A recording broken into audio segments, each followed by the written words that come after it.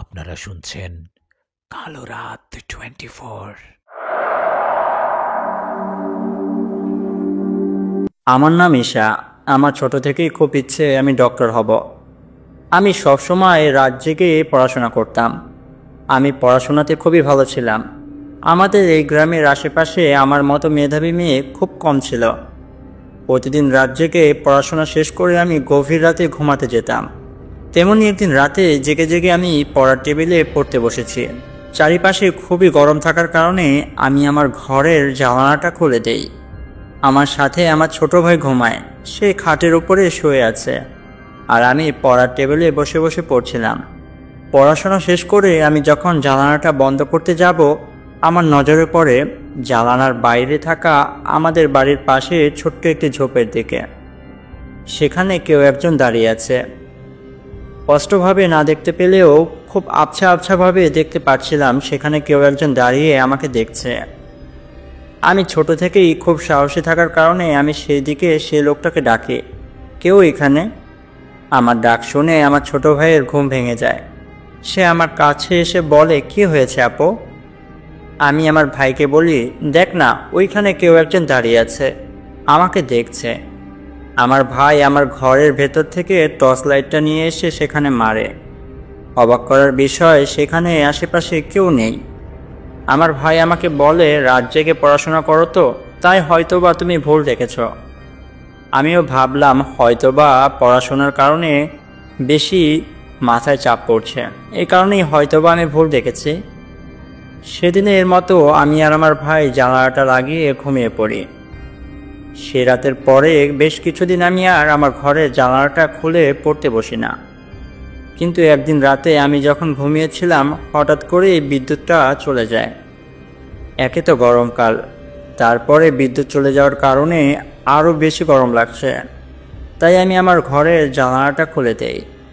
জানালা খুলে আমি যখন পড়তে বসি, কিছুক্ষণ পড়ার পর আমি অনুভব করতে পারি আমার জানালার কাছে কেউ একজন দাঁড়িয়ে আছে। আমি সাথে সাথে সেখানে তাকাই, কই, কোথাও তো কেউ নেই। তাহলে এমন কেন মনে হচ্ছে কেউ আমাকে খুব কাছে থেকে দেখছে? আমি সাথে সাথে জানালাটা আবার লাগিয়ে দেই। সেদিনের মতো পড়াশোনা শেষ করে আমি খাটে এসে ঘুমিয়ে পড়ি। আমি যখন ঘুমিয়ে পড়ি, গভীর রাতে আমি একটি খুব অদ্ভুত ধরনের স্বপ্ন দেখি। আমি স্বপ্নে দেখতে পাই পড়ার টেবিলে বসে বসে আমি পড়ছিলাম। আমার জানালাটা খোলা। আমার জানালার বাইরে একটি ছেলে দাঁড়িয়ে আছে। ছেলেটি দেখতে খুবই সুন্দর।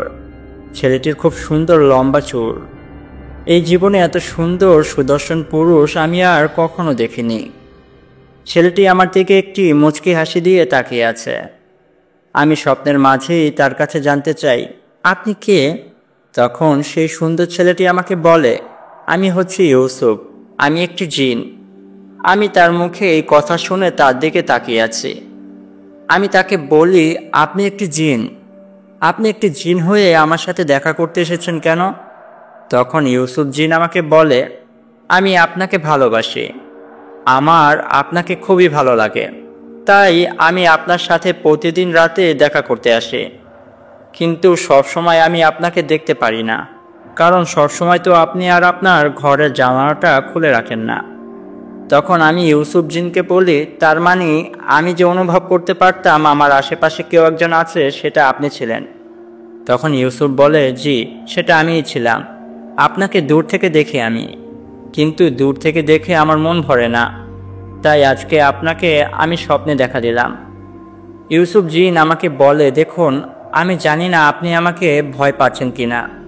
যদি আপনি আমাকে ভয় পেয়ে থাকেন, তাহলে আমি আর আপনার সাথে কখনোই দেখা করতে আসবো না।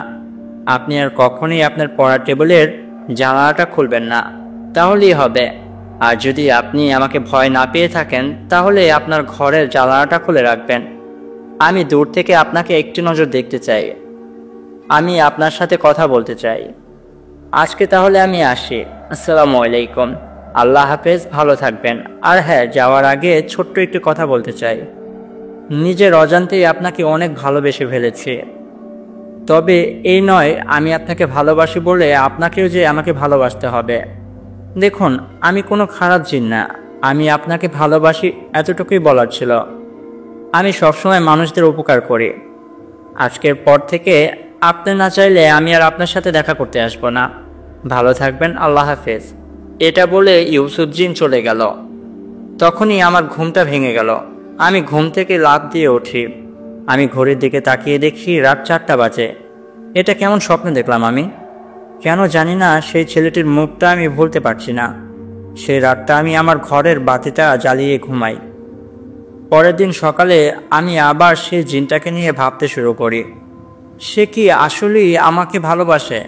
কেন জানি না তার মুখটা বারবার চোখের সামনে ভেসে উঠছে। একটি বছর এর ভেতরে কেটে যায়। এখন আমি আমার ঘরের জানালা খুলে পড়তে বসি না, কারণ আমি সেদিন রাতে অনেকটাই ভয় পেয়েছিলাম। তবে সে রাতে স্বপ্নের কথাটা আমি আজও ভুলতে পারিনি। মাঝে মাঝেই খুব ইচ্ছে করে ইউসুফ জিনের সাথে দেখা করি, কিন্তু সে তো জিন। সে যদি মানুষ হতো আমি তাকেই বিয়েটা করতাম, কারণ এত সুন্দর সুদর্শন পুরুষ এর আগে আমি কখনো দেখিনি। একদিন পড়ার টেবিলে বসে বসে তার কথা ভাবছিলাম। আচ্ছা, সে যদি জিন হয়, ধরলাম সে আমাকে ভালোবাসে, আমি তাকে ভালো না বাসলে কি হয়েছে? আমি তো আর বন্ধু হতে পারি নাকি? আমি সিদ্ধান্ত নেই আজকে আমি ইউসুফ জিনের সাথে দেখা করব। আমি ঘরের জানালাটা খুলে দেই আর পড়ার টেবিলে পড়তে বসি। আমি তাকে দেখার বারবার চেষ্টা করি। আমি মনে মনে সিদ্ধান্ত নিয়েছিলাম সে আসলে আমি তার সাথে একটা বন্ধুত্ব সম্পর্ক রাখব। 1 বছর 3 মাস পার হয়ে গেছে এর ভেতরে। আমি আমার ঘরের জানালা খুলিনি। আমার ভাই বলে, কি হয়েছে আপু, এতদিন পরে ঘরের জানালা খুললে? আমি ভাইকে বলি, আজকে জানালা খুলে পড়তে বসতে ইচ্ছে করছে, খুব গরম লাগছে, তাই তুই ঘুমিয়ে পড়। অনেক রাত হয়ে যায়, কিন্তু আমি তার কোনো উপস্থিতি টের পাই না। আমি বুঝতে পারি সে আমার আশেপাশে নেই। এভাবেই 3টি মাস পার হয়ে যায়। আমি ইউসুফ জিনের সাথে আর দেখা করতে পারি না। একদিন আমি ঘুমিয়েছিলাম। হঠাৎ করে আমি স্বপ্নের মাঝে ইউসুফ জিনকে দেখতে পাই। আমি দেখতে পাই ইউসুফ জিন একটি কাচের বোতলে বন্দি অবস্থায় আছে। তার হাত পাগুলো বাঁধা লোহার শিকড় দিয়ে। এ অবস্থায় সে আমার কাছে সাহায্য চাচ্ছে। সে আমাকে একটা কথা বারবার বলছে, আমাকে বাঁচিয়ে নিন, আমাকে বাঁচিয়ে নিন আপনি। আমার এখানে খুব কষ্ট হচ্ছে, দয়া করে আপনি আমাকে সাহায্য করুন। স্বপ্নের মাঝে ইউসুফ জিনকে বলছিলাম, আমি আপনাকে কি করে বাঁচাবো? আপনি কোথায় আছেন আমি তো তা জানি না। তখন ইউসুফ জিন আমাকে বলে, আপনি কাল সকালে আপনাদের গ্রামের বড় মসজিদের ইমাম, যার নাম কিনা ইমরান হুজুর, তাকে আপনি আমার বিষয়ে সবকিছু খুলে বলুন। সবকিছু শোনার পর সে আপনার সাহায্য করবে, সে আমাকে চেনে। এটা বলার সাথে সাথেই সে একটি চিৎকার দেয়, যেন কেউ তাকে অনেক অত্যাচার করছে। আমার স্বপ্নটা ভেঙে যায়। আমি ঘুম থেকে লাফিয়ে উঠি। কি দেখলাম আমি? এটা কি আসলেই কোনো স্বপ্ন ছিল নাকি বাস্তব? কেন জানি না তার প্রতি আমার খুব মায়া হচ্ছিল।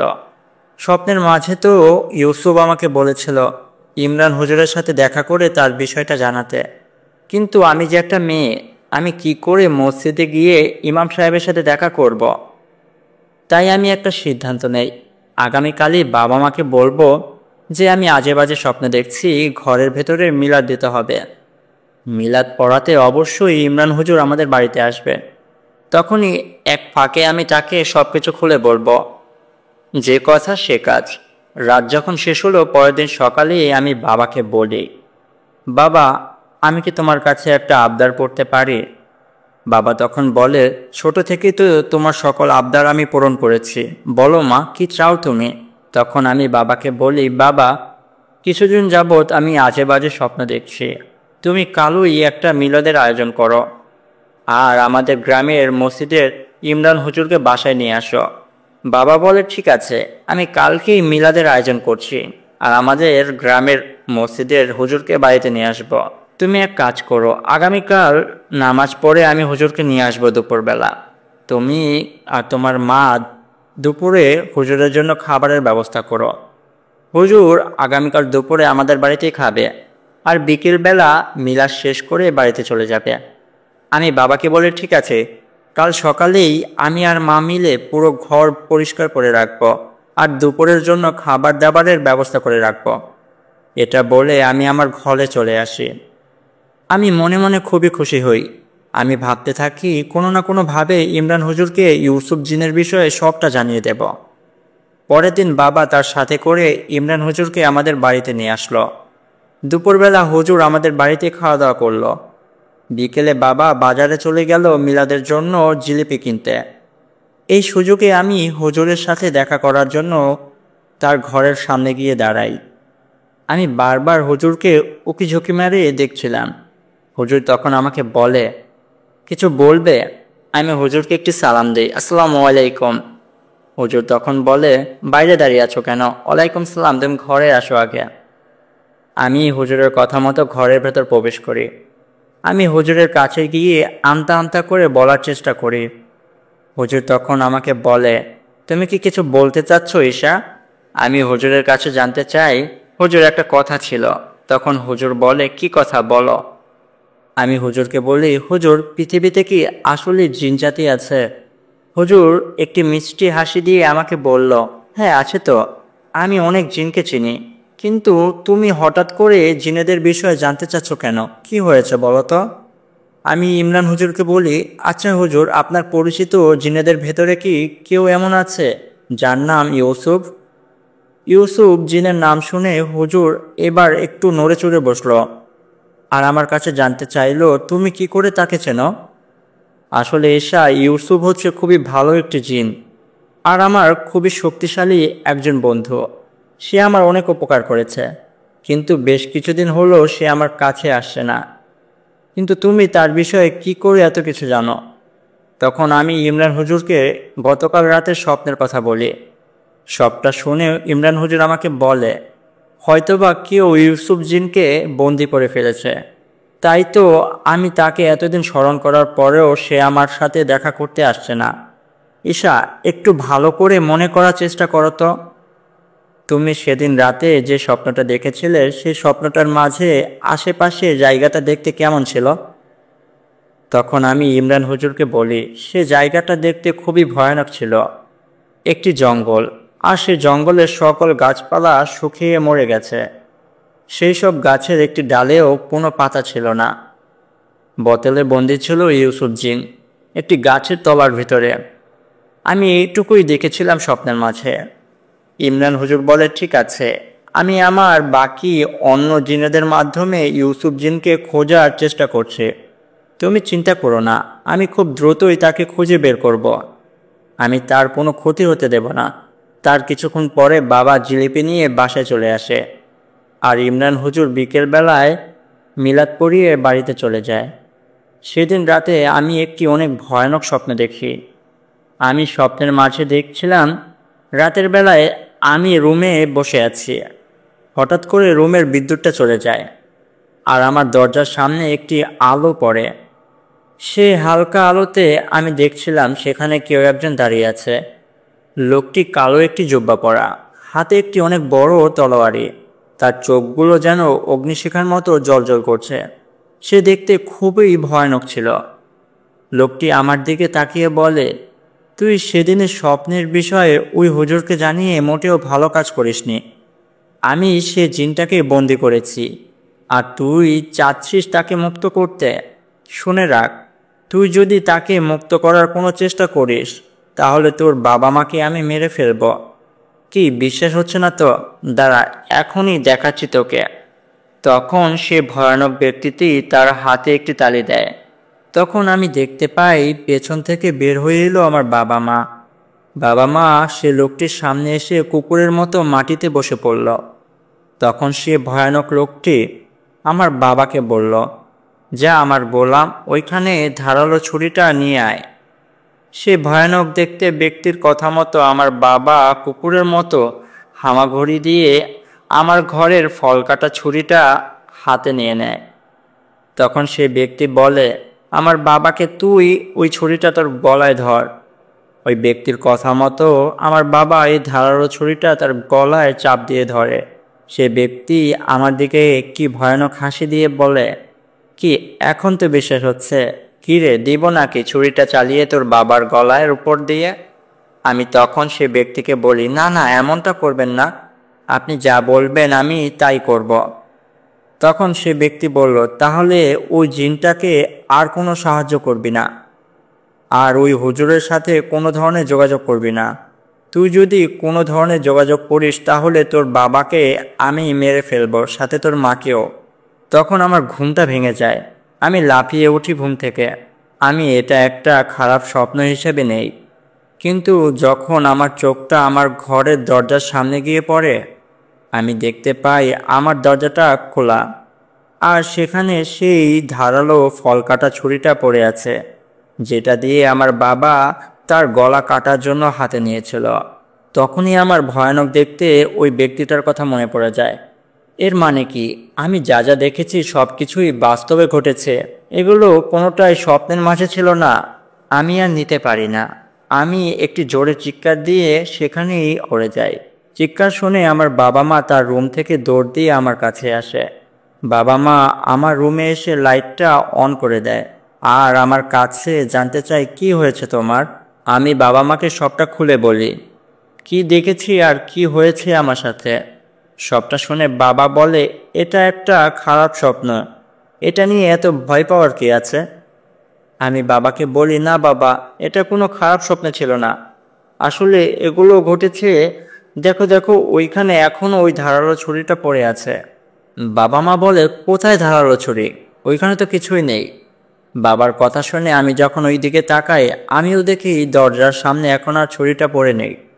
তখন বাবা আমাকে বলে, এগুলো তোমার মনের ভুল, এগুলো কিছুই নেই ঈশা। ঠিক আছে, আজকে রাতে তোমার মা তোমার সাথে ঘুমাক, তুমি বোধহয় অনেকটা ভয় পেয়েছো ঈশা। এগুলো তোমার মনের ভুল, আমি আবারও বলছি। আমিও মেনে নিই হয়তোবা এগুলো আমার মনের ভুল ছিল, কারণ এখন তো ওইখানে কোনো ছুরি নেই। সবগুলোই আমি চোখের ভুল দেখেছিলাম, আর ওইটা শুধুই একটা খারাপ স্বপ্ন ছিল। পরের দিন খুব সকালে ইমরান হুজুর আমাদের বাড়িতে আসে। এত সকালে ইমরান হুজুরকে আমাদের বাড়িতে আসতে দেখে বাবা তার কাছে জানতে চায়, কি হয়েছে হুজুর, এত সকালে আমাদের বাড়িতে? হুজুর তখন বাবাকে বলে, ভাই সাহেব, কিছু মনে করবেন না, আমি আপনার মেয়ে ঈশার সাথে কিছু কথা বলতে চাই। আপনিও আপনার স্ত্রীও সেখানে উপস্থিত থাকবেন, বিষয়টা আপনাদেরও জানানো দরকার। একটি রুমে বাবা আমাকে ডেকে বসায়। পাশেই দেখি ইমরান হুজুর বসে আছে। খাটের ওপর ইমরান হুজুর বসেছিল। ইমরান হুজুর আমার বাবা মাকে বলে, গতকাল রাতে আপনার মেয়ে একটি স্বপ্ন দেখেছে, তাই না? বাবা মা বলে, হ্যাঁ দেখেছে, কিন্তু সেটার বিষয়ে আপনি কি করে জানেন? হুজুর বলল, ওইটা কোনো স্বপ্ন ছিল না, ঈশা যা যা দেখেছে সব কিছুই বাস্তব ছিল। ঈশার ক্ষতি করার জন্য একটি খারাপ জিন আপনাদের পরিবারের দিকে নজর দিয়েছে। এই ভয়ানক খারাপ জিনটির নাম আবিরা। সে শয়তান লুসিফারের পুজো করে, যে কিনা বাতাসে বাতাসে উড়ে বেড়ায়, আর সে একটি করে সুন্দরী মেয়েকে সেই শয়তান লুসিফারের উদ্দেশ্যে বলি দেয়। এভাবে সে 600টি সুন্দরী মেয়েকে শয়তান লুসিফারের উদ্দেশ্যে বলি দিয়েছে, আর এখন সে আপনার মেয়ে ঈশার দিকে নজর দিয়েছে। কিন্তু সে যেদিন ঈশাকে তুলে নিয়ে যেতে এসেছিল, সেদিন তার বাধা হয়ে দাঁড়ায় ইউসুফ, কারণ ইউসুফ ঈশাকে পছন্দ করত। আর ইউসুফ সে জিনটিকে বাধা দেওয়ার কারণে সে জিনটি রাগান্বিত হয়ে ইউসুফকে বন্দি করে। ইউসুফ তার শক্তির সাথে কোনোভাবেই পেরে ওঠে না, কারণ সেই খারাপ জিনটি খুবই শক্তিশালী। তবুও ঈশার জন্য সে নিজের জীবনের কথা ভাবে না। সেই খারাপ জিনটি ইউসুফকে নিয়ে একটি বোতলবন্দি করে ফেলে, আর তাকে একটি জায়গায় লুকিয়ে ফেলে। এখন সেই খারাপ জিনটিকে আটকানোর মতো আর কেউ নেই। সে যে কোনো সময় আপনার মেয়ে ঈশাকে বাড়ি থেকে উঠিয়ে নিয়ে যাবে, আর শয়তান লুসিফারের উদ্দেশ্যে বলি দেবে। বাবা মা হুজুরের মুখে এইসব কথা শুনে কোনোভাবেই বিশ্বাস করতে চায় না। তখন ইমরান হুজুর বাবা মাকে বলে, আমি আপনাদেরকে প্রমাণ দিতে পারবো।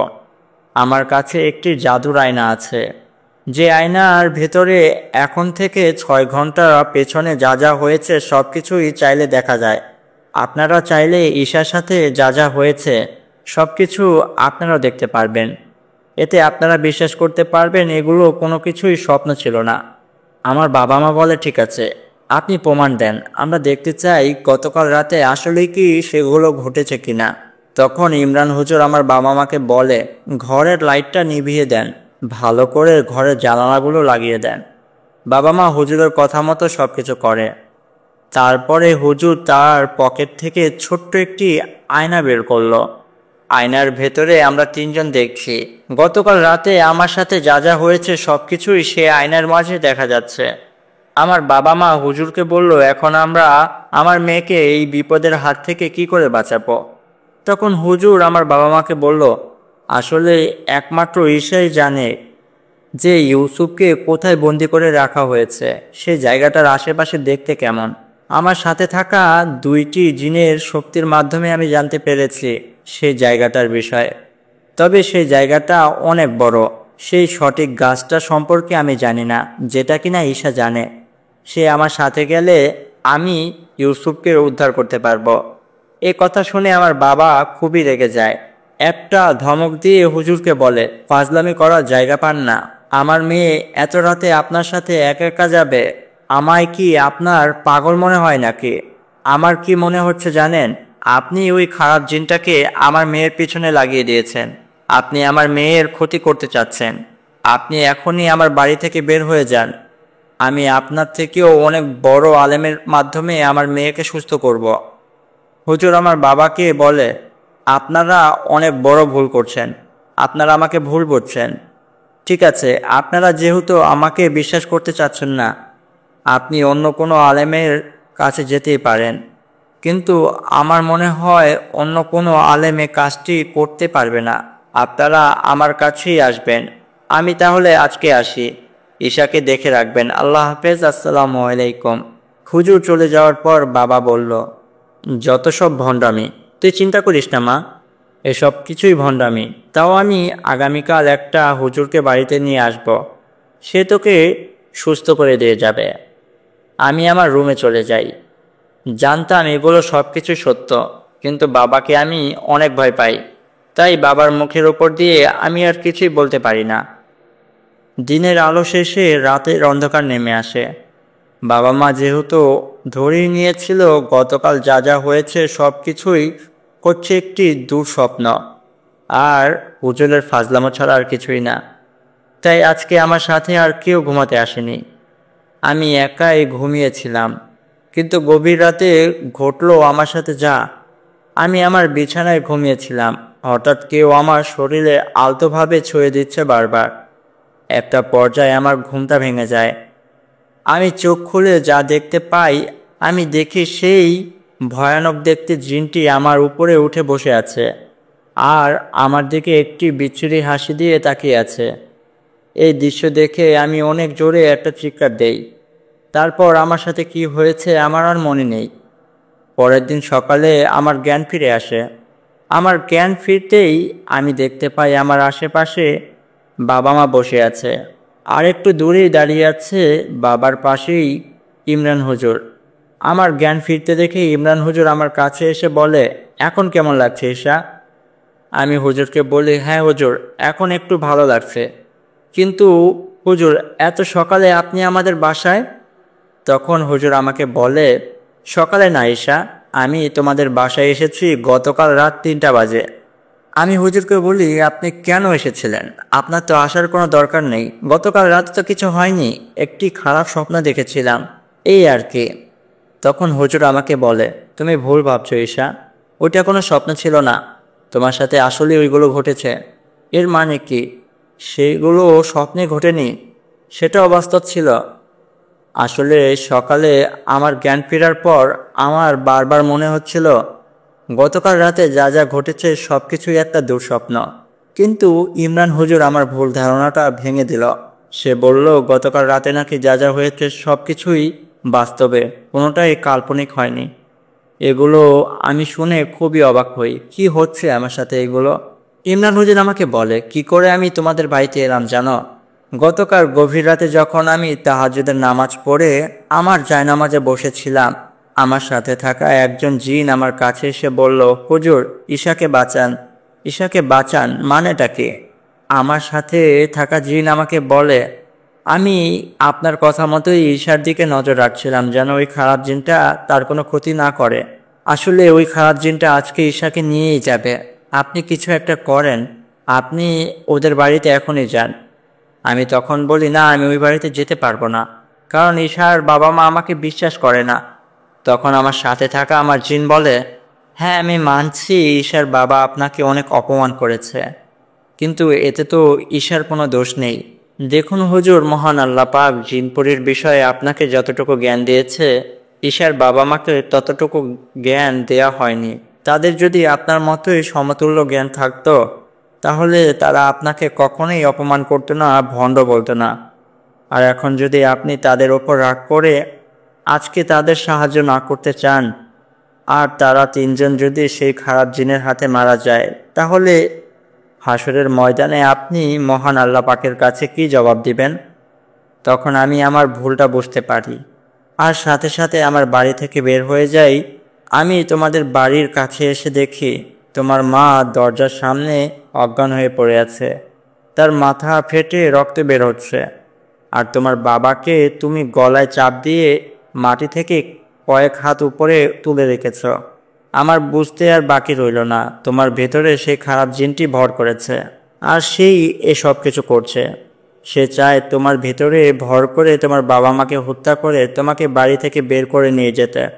আমি আমার সাথে থাকা তবজিটা তোমার গলায় পেঁচিয়ে ধরি আর কানের কাছে গিয়ে কিছু দোয়া পড়তে শুরু করি। আমার দোয়াগুলো তোমার ভিতরে থাকা জিনগুলো আর নিতে পারে না, তার খুবই কষ্ট হচ্ছিল। সে সাথে সাথে তোমার বাবার গলাটা ছেড়ে দেয়। একটা পর্যায়ে তোমার ভেতরে থাকা জিনটি খুবই দুর্বল হয়ে পড়ে, সে কারণে সে উপায় না পেয়ে তখনকার মতো পালিয়ে যায়। জিনটা তোমার শরীর থেকে বের হয়ে যাওয়ার পর তুমি অজ্ঞান হয়ে মাটিতে পড়ে যাও। আমি আর তোমার বাবা মিলে তোমাকে রুমে নিয়ে আসি। সারা রাত তোমার জ্ঞান ফেরানোর অনেক চেষ্টা করা হয়, কিন্তু সকালবেলা যখন তোমার জ্ঞান ফিরে তখনই তুমি আমাকে জিজ্ঞাসা করো যে হুজুর এত সকালে আপনি কেন? ইমরান হুজুরের কথা শেষ হওয়ার পর বাবা আমার কাছে এসে বলল, দেখলি ঈশা, সেদিন আমরা হুজুরকে কতটাই না অপমান করলাম। তাকে বলেছিলাম সে ভণ্ড, সে প্রতারক, আর সে কিনা গভীর রাতে এসে আমাদের জীবন বাঁচালো। সে যদি গতকাল না আসতো তাহলে হয়তোবা আমরা তিনজনের একজনও আর বেঁচে থাকতাম না। গতকাল রাতে কি হয়েছিল জানিস? আমি আর তোর মা ঘুমিয়েছিলাম, হঠাৎ আমাদের কানে কিছু একটা শব্দ আসে। আমরা ঘুম থেকে জেগে উঠি। আমরা শুনতে পাই আমাদের বাড়ির বাইরে মেন গেটটায় কেউ একজন জোরে জোরে লাথি মারছে।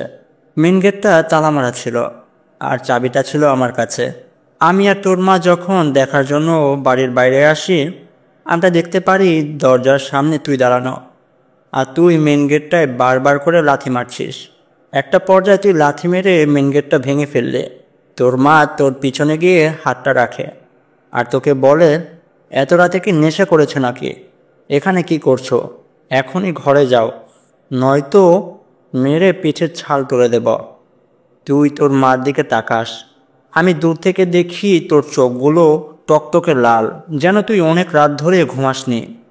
তখন তুই ভয়ানক একটি হাসি দিয়ে পুরুষ কণ্ঠে বলতে শুরু করলি, কি আমাকে মেরে পিঠের ছাল উঠিয়ে ফেলবি? দাঁড়া দেখাচ্ছে। তোর হাতের কাছে ছিল কিছু ফুল গাছের টব। তুই একটা ফুলের টব নিয়ে তোর মার মাথায় আঘাত করিস। এতে তোর মা কিছুটা দূরে গিয়ে অজ্ঞান হয়ে পড়ে যায়, তার মাথা ফেটে রক্ত বেরোতে শুরু করে। আমি এক দৌড় দিয়ে তোর কাছে যাই, তোকে বলি, কি হয়েছে মা, তুই এমনটা করছিস কেন? তখন তুই আবারও পুরুষ কণ্ঠে আমাকে বলিস, চাবিটা তোর কাছে কেন? গেটটা কি তালা মেরে রাখার আগে আমার কষ্ট করে গেটটা ভাঙতে হলো। আজকে তোকে আমি নিয়েই যাব, তুই পারলে ঠেকা। এটা বলে তুই আমার গলায় চাপ দিয়ে ধরিস আর মাটি থেকে কিছুটা উপরে উঠিয়ে ফেলিস। আমি শ্বাস নিতে পারছিলাম না। তুই এমনটা কেন করছিস আমি কিছুই বুঝতে পারছিলাম না। তখনই বাড়ির ভেতরে প্রবেশ করে ইমরান হুজুর। ইমরান হুজুর এসে তার তবজিটা তোর গলায় পেঁচিয়ে ধরে, আর তুই সাথে সাথে আমাকে ছেড়ে দিস, যেগুলো তোকে ইমরান হুজুর কিছুক্ষণ আগেই বলল। আমি খাটে বসে বসে এসব কথা শুনছিলাম তাদের, কিন্তু এসব কিছুই আমার মনে নেই। বাবা ইমরান হুজুরের হাত ধরে বলল, বাবা তুমি আমার বয়সে ছোট, নয়তো তোমার পায়ে ধরে বলতাম, দয়া করে আমার মেয়েটাকে বাঁচাও। আমি বুঝতে পেরেছি আমার মেয়ের উপর অনেক বড় একটা বিপদ। আমি সেদিন তোমার কথা বিশ্বাস না করে অনেক বড় ভুল করে ফেলেছি। এখন তুমি আমার মেয়েটাকে বাঁচাও, তুমি যা বলবে আমরা তাই করব। তখন ইমরান হুজুর আমাদেরকে বলল কি করতে হবে। দেখুন ভাই সাহেব, ঈশাকে বাঁচাতে হলে প্রথমত ইউসুফকে মুক্ত করতে হবে। ইউসুফ যে গোত্রের জিন, সেই গোত্রের সর্দার, যার নাম হচ্ছে জাফর, সে খুবই শক্তিশালী জিন। সে যদি আমাদেরকে সাহায্য করে তাহলে আমরা সেই খারাপ জিনের সাথে যুদ্ধ করতে পারবো আর তাকে হয়তোবা হারাতেও পারবো। কিন্তু তার আগে আমাদেরকে ইউসুফকে উদ্ধার করতে হবে, কেননা ইউসুফ সে গোত্রেরই একজন জিন। সেই পারে তাদের সর্দারের সাথে কথা বলতে। আমি জানি না তাদের সর্দার এখন কোথায় আছে, সেটা ইউসুফ জানে। আমাদেরকে সর্বপ্রথম তাকে উদ্ধার করতে হবে। আর ঈশাই একমাত্র বলতে পারবে ইউসুফ কোন গাছটার তলায় বন্দী আছে। তাই ঈশাকে আগামীকাল রাতে আমার সাথে যেতে হবে। আপনাদের গ্রামের শেষের দিকে একটা শ্মশান ঘাট আছে, সেখানেই ইউসুফকে কোথাও একটা লুকিয়ে রাখা হয়েছে। আমি আমার সাথে থাকা জিনেদের মাধ্যমে জানতে পেরেছি। বাবা বলে ঠিক আছে, কাল রাতে সে আপনার সাথে যাবে। দেখবেন ওর যেন কোনো ক্ষতি না হয়। আপনি ওকে রক্ষা করবেন, আমাকে কথা দেন। তখন ইমরান হুজুর আমার বাবাকে বলে কথা দিলাম, ঈশার কিছু হবে না যতক্ষণ আমি বেঁচে থাকব। পরের দিন ইমরান হুজুর কথা মতো এশারের নামাজ পড়ে আমাদের বাড়িতে আসে আর আমাকে নিয়ে বের হয়ে যায় আমাদের গ্রামের শেষের শ্মশানটায় যাওয়ার জন্য। আমি দেখি হুজুরের হাতে এক বোতল জমজম কোপের পানি আর সেই তবজিটা আর ছোট্ট একটি কোরআন কিতাব, এগুলো নিয়েই হুজুর রওনা করেছে। আমরা যখন শ্মশানের কাছে চলে আসি তখন হুজুর শ্মশানের ভেতর প্রবেশ করার আগে নিজের শরীরটা বন্ধ করে নিল, তার পাশাপাশি আমার শরীরটাকেও বন্ধ করে দিল। তারপর আমরা দুইজন শ্মশানের ভেতর প্রবেশ করি। শ্মশানের ভেতর প্রবেশ করে আমরা যখন সামনের দিকে আগাই, আমি দেখতে পাই সেদিন রাতে আমি যেই স্বপ্নটা দেখেছিলাম চারিপাশে দেখতে ঠিক তেমনই। আমার মনে হচ্ছে আমরা ঠিক জায়গায় এসেছি। আমি হুজুরকে বলি, হ্যাঁ আমি এই স্বপ্নেতে এই জায়গাটাই দেখেছিলাম হুজুর। কিছুটা দূর আগানোর পর আমি আর ইমরান হুজুর দেখতে পাই আমাদের থেকে কয় হাত দূরে একটি চিতা সাজানো আর চিতার উপরে একটি লাশ। হুজুর আমাকে বলে সামনে যেও না, এখানে দাঁড়াও। এত রাতে এই শ্মশানে কোনো লাশ পোড়ানোর কথা না। এই চিতাটাকে এইভাবে কে ফেলে রেখে গেল? আমি এগুলো দেখছিলাম ওইখানে দাঁড়িয়ে দাঁড়িয়ে। তখন আমরা দেখি একটি লোক, যার মুখটা দেখা যাচ্ছে না, সে একটি আগুন হাতে নিয়ে এসে সেই চিতার উপরে ফেলে দিল। তখন চিতাটা দাউ দাউ করে জ্বলতে শুরু করলো। তখন সেই লাশটি অবাক করার মতো উঠে দাঁড়ালো, চিতা থেকে নেমে গেল আর আমাদের দিকে দৌড়াতে দৌড়াতে আসতে শুরু করলো। আমি আর হুজুর দূরেই দাঁড়িয়েছিলাম, সে লাশটি আমাদের দিকে আসছে। তখন হুজুর বোতলটা খুলে কিছু জমজমের পানি সে লাশটার দিকে ছুঁড়ে মারে আর হুজুরের হাতে থাকা সে পবিত্র কোরআন খুলে পড়তে শুরু করে। ততক্ষণে আমি এইসব দেখে অনেকটা ভয়ে পেয়ে গেছিলাম। তাই হুজুর আমাকে বলে পেছনে এসে চোখ বন্ধ করে দাঁড়িয়ে থাকো। আমি শুনছিলাম হুজুর অনেক জোরে জোরে দোয়া পড়ছে। এভাবেই 2-1 মিনিট যাওয়ার পর হুজুর আমাকে বলে, ঈশা চোখ খোলো, দেখো কিছু নেই, সব চলে গেছে। আমি হুজুরের কথা মতো চোখটা খুলে দেখি আসলে এখন আর কিছু নেই, সব কিছু আগের মতো হয়ে গেছে। সেখানে চিতাটাও এখন আর নেই। তখন হুজুর আমাকে বলে এসব কিছুই ছিল একটা মায়া। সেই খারাপ জিনটা কোনোভাবেই চাচ্ছে না আমরা ইউসুফ জিনকে উদ্ধার করি। চলো ঈশা, আমাদের কাছে বেশি সময় নেই, খুব দ্রুতই আমাদেরকে ইউসুফ জিনকে উদ্ধার করতে হবে। তখন আমি আর হুজুর আবারও সামনের দিকে আগাতে শুরু করি। কিছুটা দূরে হাঁটার পর আমি হুজুরকে বলি, হুজুর ওই যে ওই মোটা গাছটা দেখতেছেন, ওই গাছটার নিচেই ইউসুফ বন্দি আছে। আমি ওই গাছটাকেই স্বপ্নে দেখেছিলাম। হুজুর আমার কথা শুনে সেদিকে এগিয়ে গেল। আমরা এসে সেই গাছটার সামনে দাঁড়াই। আমরা দেখতে পারলাম সেই মোটা গাছটার একটা পাশে কিছুটা মাটি খোঁড়ার মতো দেখা যাচ্ছে। বোঝা যাচ্ছে এখানে কিছু একটা লুকিয়ে রাখা আছে, কারণ সেখানকার মাটিগুলো আলগাভাবে ছড়ানো। হুজুর বুঝে যায় সেখানেই ইউসুফকে বন্দি করা আছে। হুজুর তার হাত দিয়ে সেখানকার মাটিগুলো সরাতে শুরু করলো। আমিও তার সাথে হাত লাগাই। এভাবেই বেশ কিছুক্ষণ মাটি সরানোর পর হুজুর একটি কাচের বোতল সে মাটির নিচ থেকে উঠিয়ে আনলো। হুজুর বিসমিল্লাহ বলে সেই বোতলের মুখটা খুলে দিল। তখনই নীল রঙের ধোঁয়া চারিপাশে ছড়িয়ে গেল। আমি ধোঁয়ার কারণে কিছুই দেখতে পারছিলাম না। একটা সময় সেই ধোঁয়াটা আস্তে আস্তে সরে গেল, আর আমি দেখছি আমার সামনে দাঁড়ানো আছে অসম্ভব সুন্দর পুরুষটি, ইউসুফ, যার পেছনে অনেক সুন্দর লম্বা চুল। সে একটি হাসি দিয়ে আমাকে বলল, অবশেষে তুমি আমাকে উদ্ধার করতেই পারলে। ইমরান হুজুর তার পেছন থেকে বের হয়ে এলো আর আমাকে বলল, আমরা এখন থেকে চলে যাই, নয়তো সেই খারাপ জিনটি এখানে এসে আমাদের উপরে হামলা করতে পারে। ইমরান হুজুর, আমি আর ইউসুফ মিলে শ্মশান থেকে বেরিয়ে আসব। ইমরান হুজুর ইউসুফকে বলল, তোমাদের গোত্রের সর্দার জাফরকে তুমি স্মরণ করো, সেই পারবে ওই জিনটার সাথে যুদ্ধ করতে, কারণ সে খুবই শক্তিশালী, এটা তুমিও জানো। ইউসুফ বলে, তাকে স্মরণ করে লাভ নেই, আমাদের তার সামনে গিয়ে দেখা করতে হবে।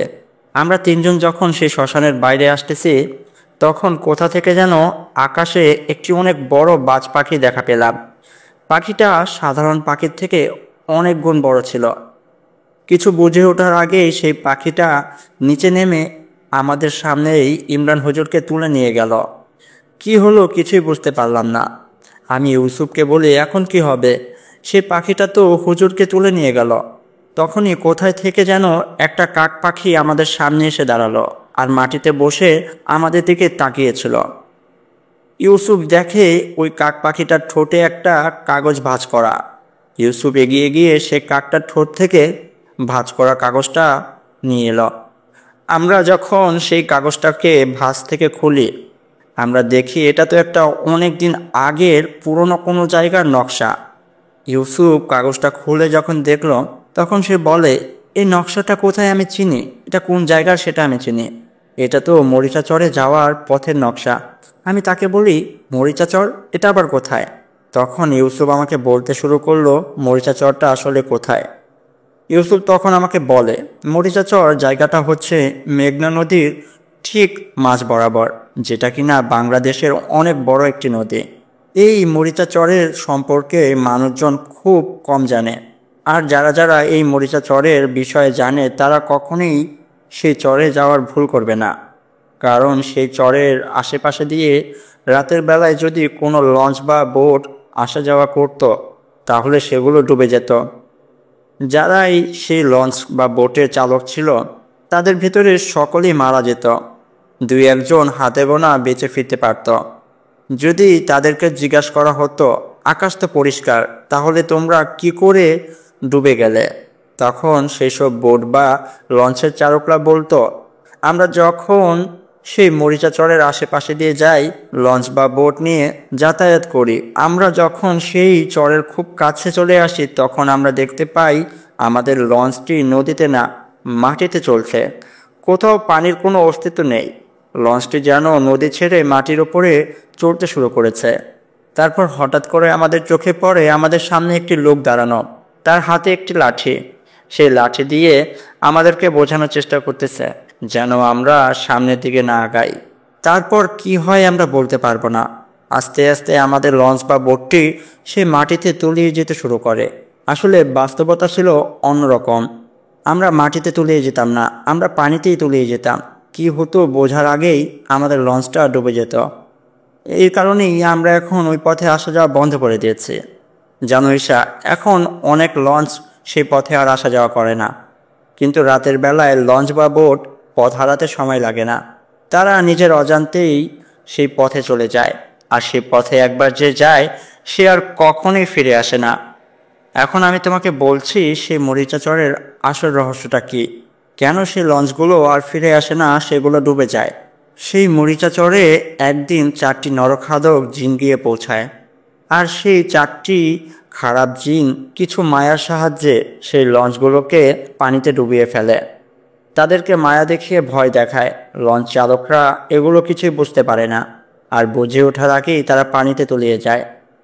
তারা যখন পানিতে ডুবে মারা যায়, তখন সে 4টি নরখাদক তাদের মৃতদেহগুলোকে পানির ভেতর থেকে উঠিয়ে নিয়ে আসে, আর তাদের মরিচা চরের গভীর জঙ্গলে নিয়ে সে লাশগুলোকে খেয়ে ফেলে।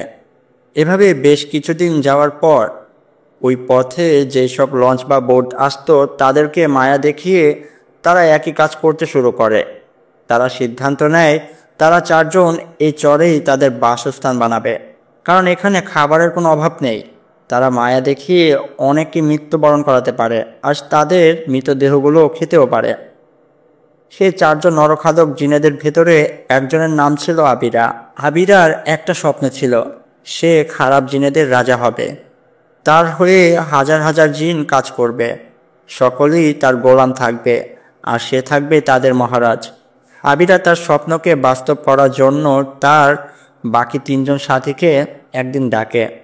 সে তাদেরকে বলে, দেখো, আমরা তো এখানে অনেক খাবার পাই, অনেক লঞ্চ চালককে ভয় দেখিয়ে তাদের ডুবিয়ে বাকি সকলকে মেরে এখানে এনে খেয়ে ফেলে।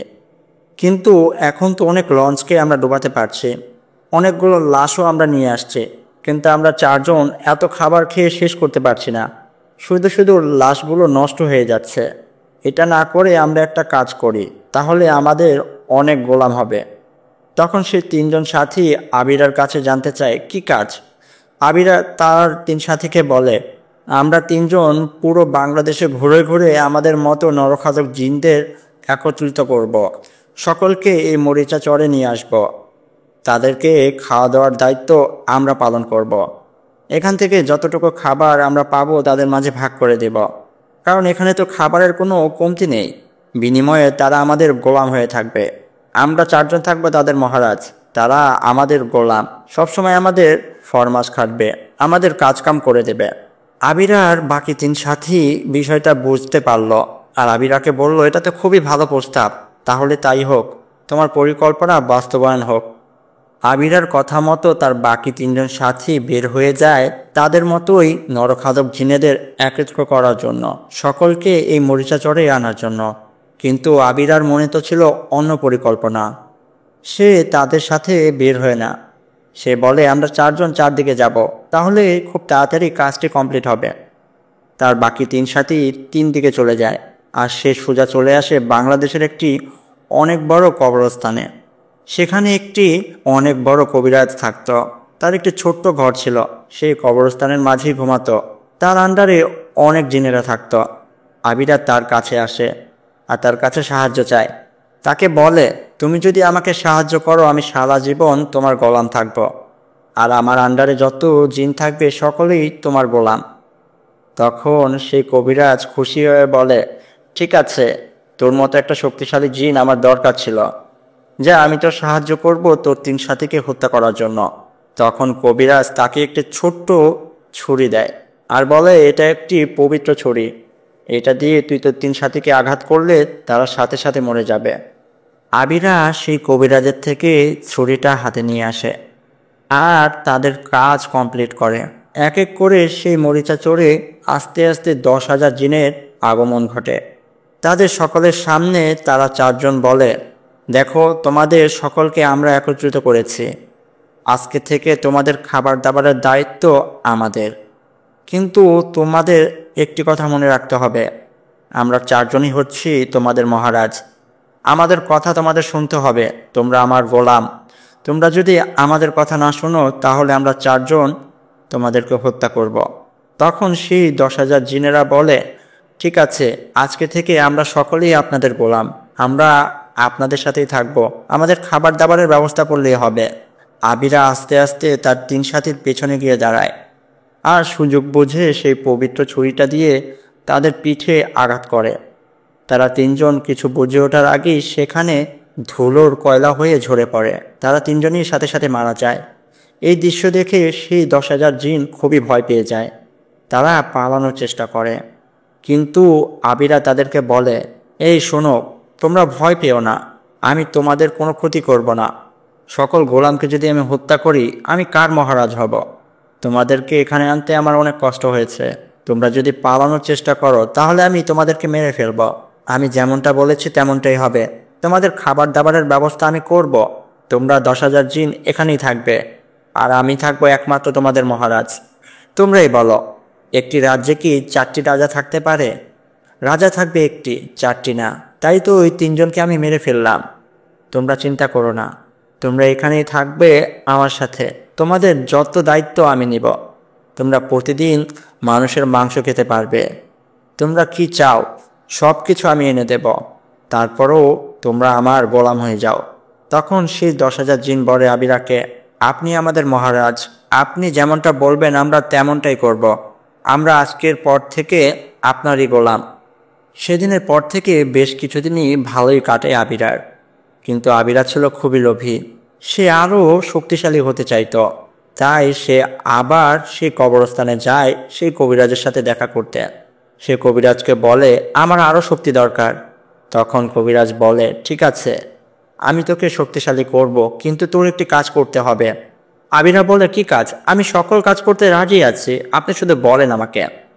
তখন কবিরাজ বলে, তোকে শয়তান লুসিফারের উদ্দেশ্যে 720টি সুন্দরী মেয়েকে বলি দিতে হবে। তাহলেই শয়তান লুসিফার তোকে দেখা দেবে, আর তুই তার কাছে যা চাবি সে তোকে তাই দেবে। কবিরাজকে বলে, ঠিক আছে, তাহলে তাই হোক। আমি 720 জন সুন্দরী মেয়েকে শয়তান লুসিফারের উদ্দেশ্যে বলি দেব। সেদিনের পর থেকে আবিরা ঘুরে ঘুরে সুন্দরী মেয়েদেরকে বাড়ি থেকে তুলে নিয়ে গিয়ে শয়তান লুসিফারের উদ্দেশ্যে বলি দিত। আবিরা এখন পর্যন্ত 600টি সুন্দরী মেয়েকে শয়তান লুসিফারের উদ্দেশ্যে বলি দিয়েছে। আর মাত্র 120 জন মেয়ে হলেই তার কাজ সম্পূর্ণ হবে, আর শয়তান লুসিফার তাকে দেখা দেবে। ঈশা, তুমি বুঝতে পারছো এই আবিরা আসলে কে? এই আবিরা হচ্ছে সে যে কিনা তোমার স্বপ্নে এসেছিল, তোমাকে ভয় দেখিয়েছিল, তোমাকে নিয়ে যাওয়ার চেষ্টা করেছিল। আর এখন ইমরান হুজুরকে সে তার সাথে করে নিয়ে গেছে সেই ভয়ানক মরিচা চরে। আমি তখন ইউসুফকে বলি, এখন আমরা কি করব? ইউসুফ আমাকে বলে, সবার আগে আমাদেরকে দেখা করতে হবে আমাদের গোত্রের সর্দার জাফরের সাথে। সে সাহায্য করলেই হয়তোবা আমরা ইমরান হুজুরকে সেই মরিচা চরের মাঝখান থেকে উদ্ধার করতে পারবো। কিন্তু আজকে না, আমরা আগামীকাল রাতে যাব আমাদের গোত্রের সর্দারের সাথে দেখা করতে, কারণ আজকে আরেকটু পরেই ফজরের আজান দেবে। রাত শেষ হতে আর কিছুটা সময় আছে। এখন আমি তোমাকে তোমার বাড়িতে ফিরিয়ে দিয়ে আসবো। আগামীকালই আমরা রওনা করব আমাদের সর্দারের সাথে দেখা করতে। তখন আমি ইউসুফকে বলি, ততক্ষণে তো অনেকটা দেরি হয়ে যাবে। আজকে রাতেই যদি ইমরান হুজুরকে সেই আবিরা হত্যা করে তো? ইউসুফ আমাকে বলল, ইমরান হুজুরকে সে হত্যা করবে না, কারণ হচ্ছে তাকে মেরে তার কোনো লাভ নেই। এই নকশার শেষে একটি লাইন লেখা দেখো, এখানে স্পষ্টভাবে লেখা আছে, তুই ওই সুন্দরী মেয়েটাকে আমার হাতে তুলে দে, তার বিনিময়ে তোর হুজুরকে আমি মুক্ত করে দেব। তবে আমি এ কাজটি কখনোই করতে পারবো না। আমি আমার জীবন দিয়ে দেব, তারপরেও তোমার কোনো ক্ষতি হতে দেব না। চলো এখন তোমাকে বাড়িতে পৌঁছিয়ে দিয়ে আসি, আর আগামীকাল তুমি আর আমি মিলে আমাদের গোত্রের সর্দার জাফরের সাথে দেখা করতে যাব। আমাদের সর্দার খুবই ভালো মনের একটি জিন। সে 5 ওয়াক্ত নামাজ পড়ে আর আল্লাহ পাককে খুবই বিশ্বাস করে। আমার বিশ্বাস সর্দার আমাদেরকে অবশ্যই সাহায্য করবে। তারপর ইউসুফ আমাকে নিয়ে বাড়িতে পৌঁছিয়ে দেয়। ইউসুফ আমার থেকে বিদায় নিয়ে সেখান থেকে চলে যায়। আমি বাড়িতে এসে বাবা মাকে সব কিছু খুলে বলি। বাবা মা আমার মুখে এইসব কথা শুনে আমাকে বলে, আগামীকাল তোমাকে আমরা ইউসুফের সাথে যেতে দেব না সেই চরে, কারণ ইউসুফ যদি তোমাকে ওই খারাপ জিনেদের হাতে তুলে দেয়, তারপরে হুজুরকে মুক্ত করে নিয়ে আসে, তখন কি হবে? আমি বাবা মাকে বোঝাই, দেখো ইউসুফ আমার কোনো ক্ষতি করবে না, আর আজকে যদি আমি ওদের সাহায্য না করি আর হুজুরকে না বাঁচাই, তাহলে ওই খারাপ জিনটি তাদেরকে হত্যা করে আমাকে তোমাদের সামনে থেকে তুলে নিয়ে যাবে। তোমরা কিছুই করতে পারবে না। অতঃপর আমাদেরকে ইউসুফ ও হুজুরকে সাহায্য করা দরকার।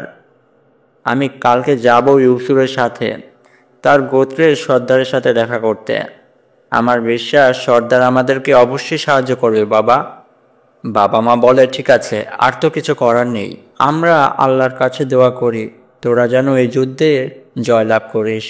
পরের দিন রাত 10টার সময় আমাদের বাসার বিদ্যুৎটা হঠাৎ করে চলে গেল। আমি ও বাবা মা লক্ষ্য করি বাইরে সকল বাড়িতে বিদ্যুৎ আছে, শুধু আমাদের বাড়িতেই বিদ্যুৎ নেই। তাহলে আমাদের বাড়ির বিদ্যুৎটা হঠাৎ করে চলে গেল কেন? কোনো সমস্যা হলো কি না? যখন বাবা দেখতে যাবে তখনই আমাদের বাড়ির বাইরের মেন গেটটা আপনি আপনি খুলে গেল, আর সেখানে একটি আলো ছায়া ভেসে উঠল। আমি দেখতে পাচ্ছিলাম আমাদের দরজার সামনে ইউসুফ দাঁড়িয়ে আছে। তবে আমার বাবা মা ইউসুফকে দেখতে পারছিল না। ইউসুফ জিন আমার বাবা মাকে দরজার সামনে দাঁড়িয়ে একটি সালাম দেয়, আসসালামু আলাইকুম, কেমন আছেন আপনারা?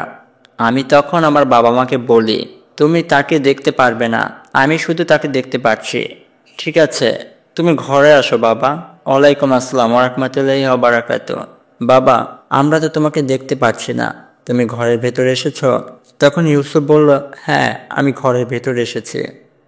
তখন আমার বাবা ইউসুফকে বলে, দেখো বাবা, আমার মাত্র একটাই সন্তান, এই মেয়ে ছাড়া আমার আর কেউ নেই। আর আজকে ওর কত বড় বিপদ, সে খারাপ জিনটি ওর উপরে নজর ফেলেছে, সে হয়তো তাকে মেরে ফেলবে।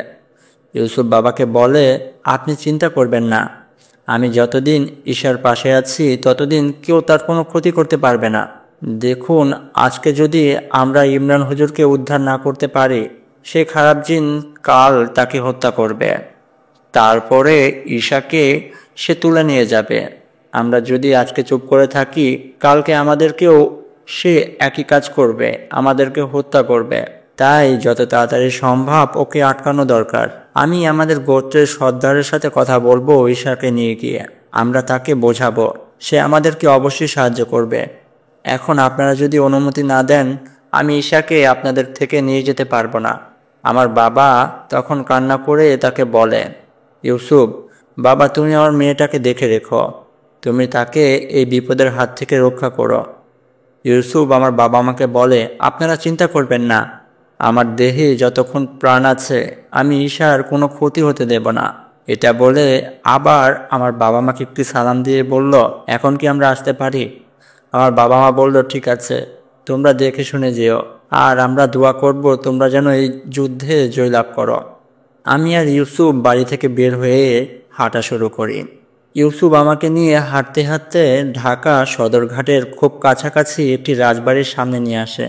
আমি দেখছি এটা একটা রাজবাড়ি, তবে রাজাদের আমলে এটা একটি রাজবাড়ি থাকলেও বর্তমান সমাজে এটি একটি অনেক বড় জাদুঘর।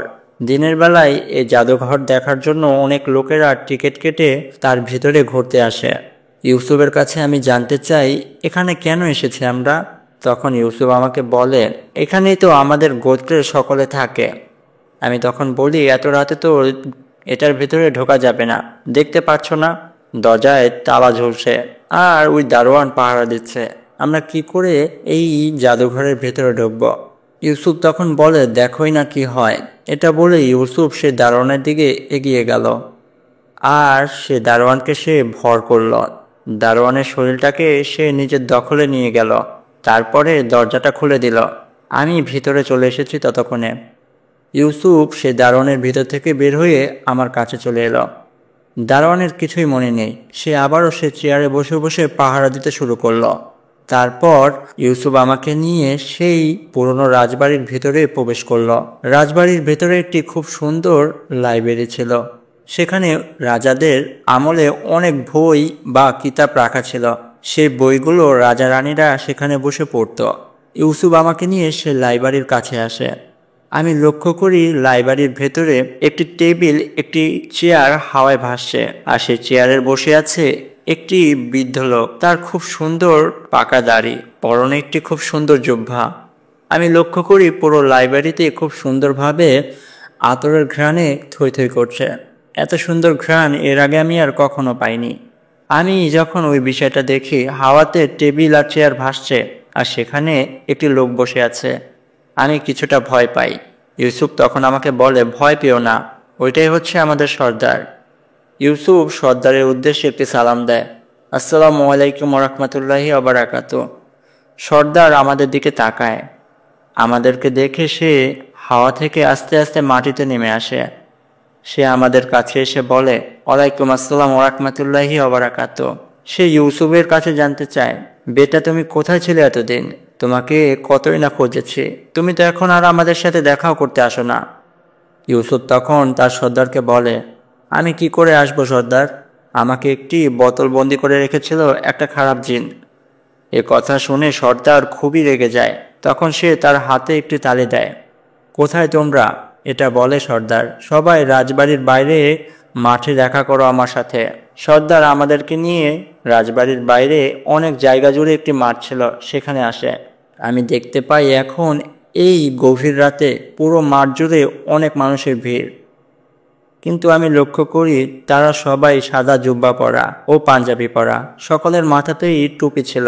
তাদের ভেতরে কিছু মেয়ে ও মহিলাও ছিল, যাদের পেছন দিয়ে দুটি করে পাখার মতো ছিল।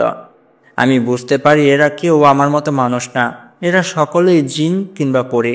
তখন সর্দার তাদের সকলকে উদ্দেশ্য করে বলল, তোমরা কি জানো আমাদের গোত্রের ইউসুফকে একটি খারাপ জিন বোতলবন্দি করে রেখেছিল আর তাকে মারার চেষ্টাও করেছিল। আমি চাই আমরা সকলে মিলে সেই জিনটিকে উপযুক্ত শাস্তি দেব। তখন সকল জিনপরীরা সর্দার জাফরের কথা শুনে বলল, হ্যাঁ সর্দার, আমাদের গোত্রের জিনকে বোতলবন্দি করে মারার চেষ্টা করা হয়েছে। এখন যদি আমরা সেই জিনটাকে শাস্তি না দেই তাহলে পরবর্তীতে সে আমাদেরও ক্ষতি করবে। তখন সর্দার জাফর ইউসুফের কাছে এসে জানতে চাইল, কে সে, তার নাম বলো। ইউসুফ সর্দারকে বলল, তার নাম হচ্ছে আবিরা। আবিরা নামটি শুনে সর্দার ও সকল জিনপরীরা সাথে সাথে চুপ হয়ে গেল।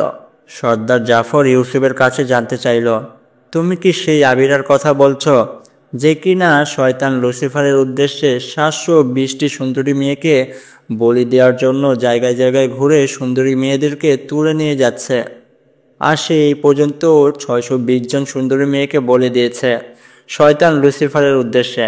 তুমি কি তার কথা বলছো? হ্যাঁ সর্দার, আমি তার কথাই বলছি। সেই ঈশাকেও উঠিয়ে নিতে এসেছিল, তবে আমি ঈশাকে অনেক ভালোবাসি। আমি দূর থেকে ঈশাকে সবসময় নজরে রাখি।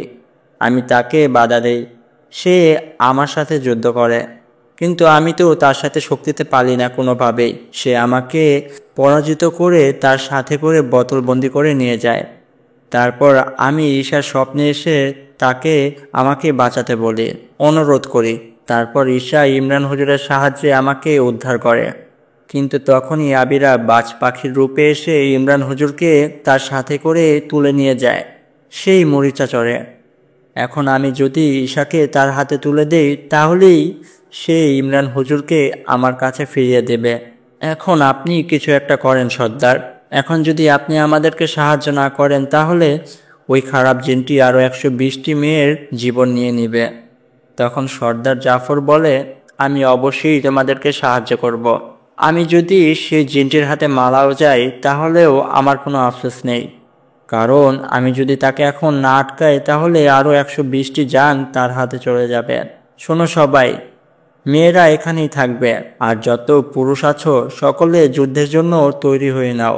আর কিছুক্ষণ পরেই আমরা রওনা করব সেই মরিচা চরে যাওয়ার জন্য। আমাদের মৃত্যু হলেও আমরা পিছনে ফিরে তাকাবো না। তখন সর্দারের কথা শুনে সকল জিনেরা একসাথে বলতে শুরু করলো, মরলে বীরের মতো মরবো, কাপুরুষের মতো পালাবো না সর্দার। আমরা সকলে তৈরি হচ্ছি। সর্দার আমাকে আর ইউসুফকে বলে, আসো আমার সাথে। সর্দার আমাদেরকে নিয়ে আবারও রাজবাড়ির ভিতরে আসলো। সর্দার আমাদেরকে বলল, দেখো তাদের সংখ্যা আমাদের থেকে দ্বিগুণ, সরাসরি তাদের উপরে আমরা হামলা করতে পারবো না কোনোভাবেই। যদি এটা করি তাহলে যুদ্ধে আমরা কখনোই যেতে পারবো না। আমাদেরকে যুদ্ধ শক্তির পাশাপাশি বুদ্ধি দিয়েও লড়াই করতে হবে।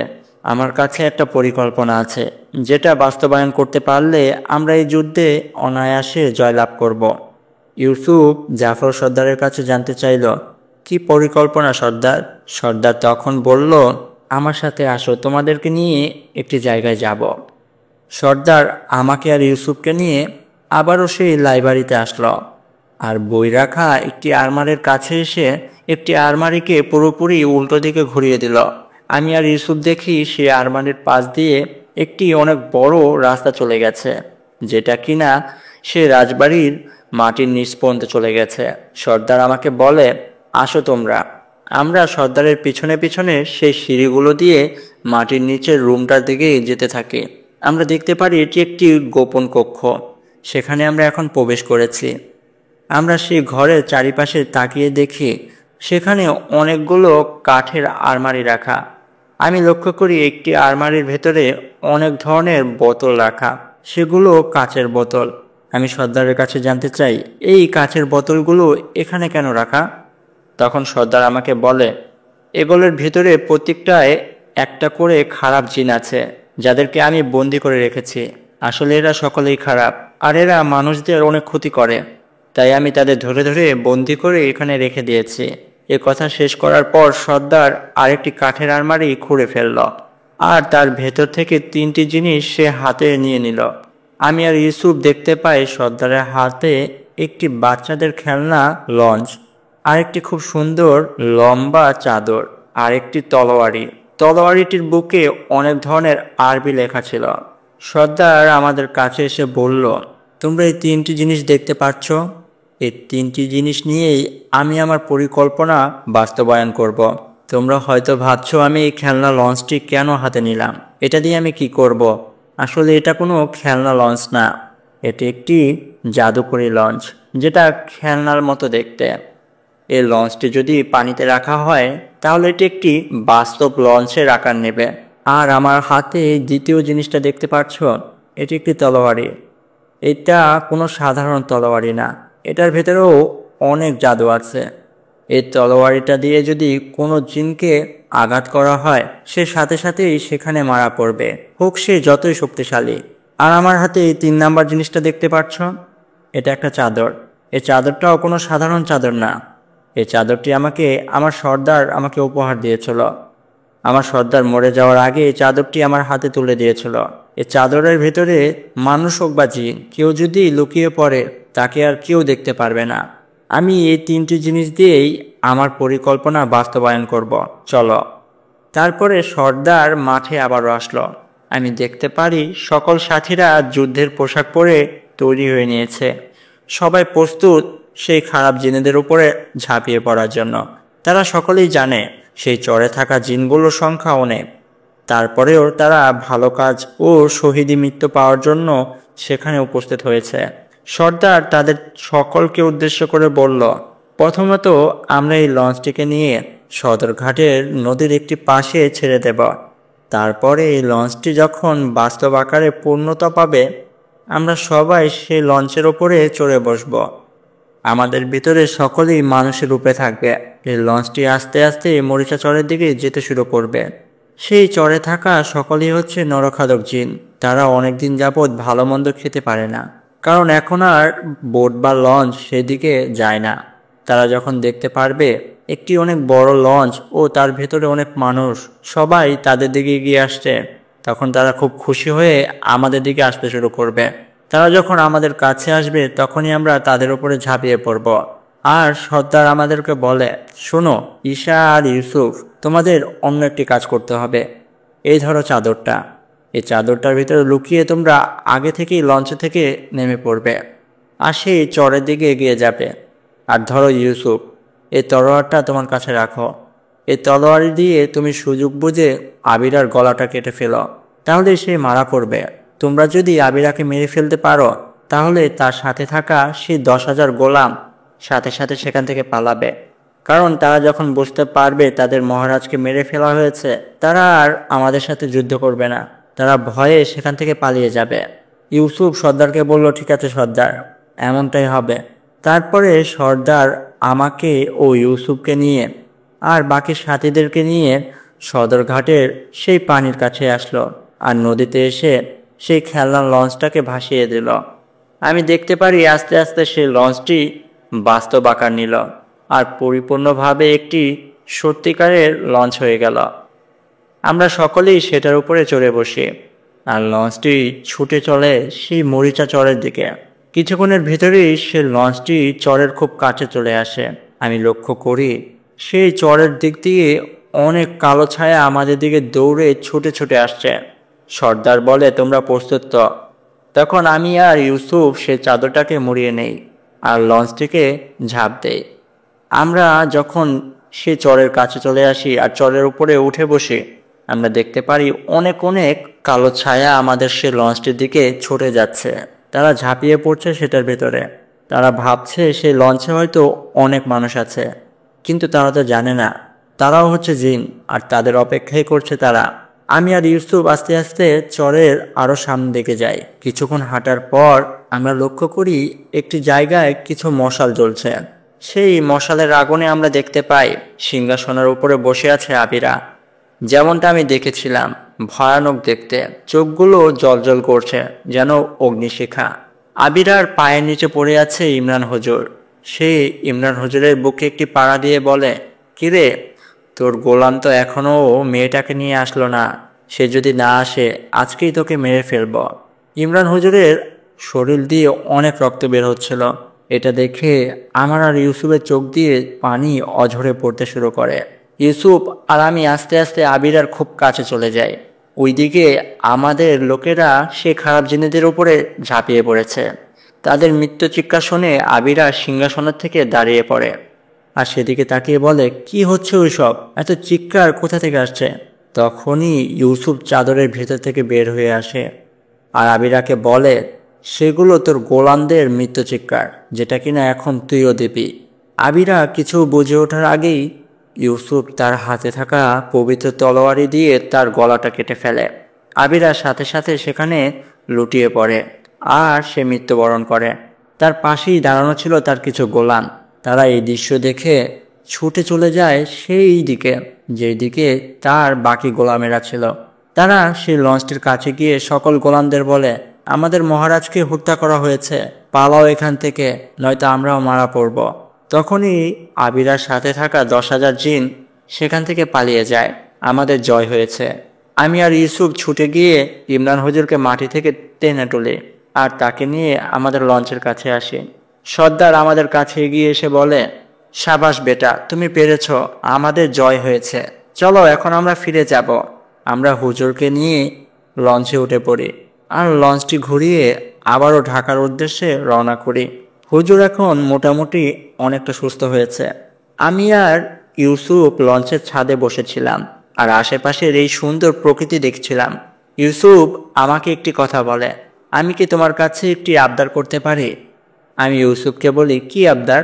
তখন ইউসুফ আমাকে বলে, তুমি যখন পড়তে বসবে তোমার ঘরের জানালাটা খুলে রেখো। আমি তোমাকে প্রতিদিন দেখতে চাই, তোমার সাথে কথা বলতে চাই। তখন আমি ইউসুফকে বলি, ঠিক আছে, আমি পড়তে বসলে আমার ঘরের জানালাটা খুলে দেব, কিন্তু আমারও একটা শর্ত আছে। ইউসুফ আমার কাছে জানতে চাই, কি শর্ত? আমি ইউসুফকে বলি, তুমি জানালার ওপার থেকে না, তুমি আমার ঘরে আমার পাশে বসে আমাকে দেখবে, তুমি সারা রাত আমার সাথে কথা বলবে। ইউসুফ বলে, ঠিক আছে, আমি আপনার শর্তে রাজি মহারানী। আমি ইউসুফের কাঁধে মাথা রেখে পুরো রাত পার করে দেই।